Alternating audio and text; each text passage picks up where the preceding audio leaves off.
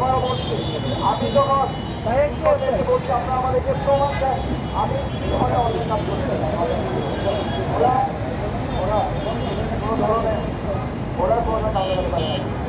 আমি ওদেরকে বলছি আমরা প্রমাণ করে মানে দেখবো ওরা আমাকে মেলে জানিয়েছে যে আমি কিছু অবরোধের জন্য বৈঠক করছি। ওদেরকে মেলে ওরা বলেছে আমরা প্রমাণ করে মানে দেখবো। ওরা যখন এটা প্রমাণকে না পারলো ওরা তখন বললো